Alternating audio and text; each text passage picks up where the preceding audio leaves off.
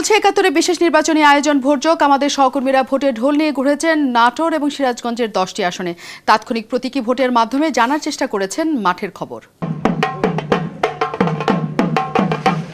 দেশের সবচেয়ে বড় বিল চলন বিল, এই বিলে এখন পানি নেই, তবে এই জনপদে নতুন জোয়ার এসেছে, ভোটের জোয়ার।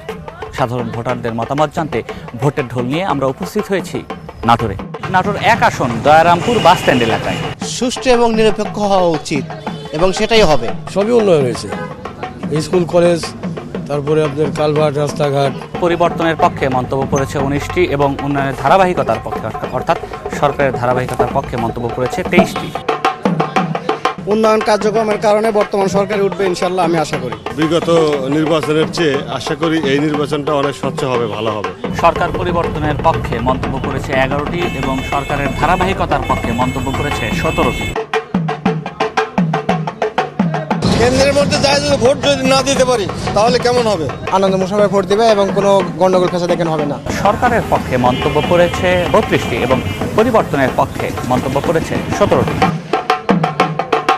এলাকা উন্নয়ন বহুত কিছু হয়েছে, রাস্তাঘাট, মাদ্রাসা, মন্দির সবকিছু উন্নত হয়েছে। বিএনপির লোক বা ধান শীষের লোকের পক্ষে কোনো কথা বলতে দিচ্ছে না, এখানে কোনো রকম পরিবেশ নেই। ধারাবাহিকতার পক্ষে মন্তব্য করেছে ২৭টি এবং পরিবর্তনের পক্ষে মন্তব্য করেছে ২২টি।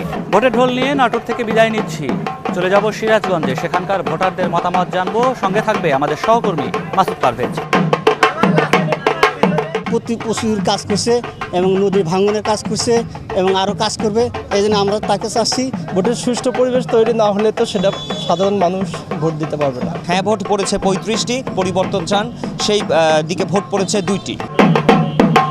ভোট কোনে দিব না দেবো আমরা যোগ্য পাতি পাইছে নেব, মনে যেখানে ভালো লাগে সেখানে ভোট দেবো। যার যার ভোটাধিকার যথাযথভাবে প্রয়োগ করতে পারবে বলে আমি আশা রাখি। ধারাবাহিকতার পক্ষে ভোট দিয়েছেন ২৪টি এবং উন্নয়নের বিপক্ষে অর্থাৎ পরিবর্তনের পক্ষে ভোট দিয়েছেন ২২টি।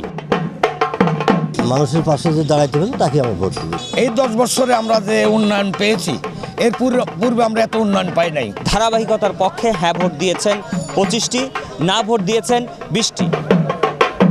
সুষ্ঠু নিরপেক্ষ নির্বাচন চাই, এটাই আমাদের প্রত্যাশা। আমরা মনে করি এই অঞ্চলে নৌকা মার্কা বিজয় হবে। হ্যাঁ ভোট দিয়েছেন ২১ জন, পরিবর্তন চাইছেন ৮ জন। বিগত সময়ে উন্নয়ন হয়েছে ব্যাপক, সেই ধারাবাহিকতা বজায় থাকবে। আমার ভাবছে যে আগে থেকেই আওয়ামী লীগ করে, এখন আমি আওয়ামী লীগে ভোট দেব। পক্ষে ভোট দিয়েছেন ৩৪ জন, বিপক্ষে ভোট দিয়েছেন ১২ জন। তাঁত শিল্পকে রক্ষা যে করতে পারবে, যার সেই মন মানসিকতা আছে, তাদেরকে এলাকার লোক নির্বাচিত করতে চায়। মানুষ স্বতঃস্ফূর্তভাবে আছে, দেশ নিরাপদে আছে, জনগণ নিরাপদে আছে। হ্যাঁ ভোট পড়েছে ২২টি, না ভোট পড়েছে ১০টি।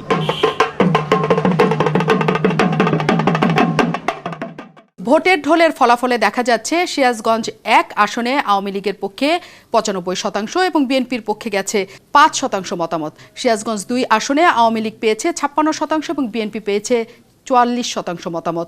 সিরাজগঞ্জ ৩ আসনে আওয়ামী লীগের পক্ষে ৫৫ এবং বিএনপির পক্ষে গিয়েছে ৪৫% মতামত। সিরাজগঞ্জ ৪ আসনে আওয়ামী লীগের পক্ষে ৬৫ এবং বিএনপির পক্ষে গিয়েছে ৩৫% মতামত।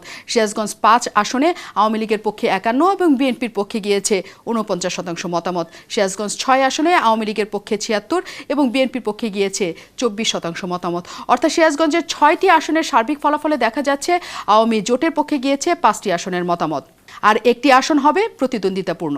অন্যদিকে নাটোরের ৪টি আসনের মধ্যে নাটোর ১ আসনে আওয়ামী লীগের পক্ষে গিয়েছে ৬১% এবং বিএনপির পক্ষে গেছে ৩৯% মতামত। নাটোর ২ আসনে আওয়ামী লীগের পক্ষে ৭৫% এবং বিএনপি পেয়েছে ২৫% মতামত।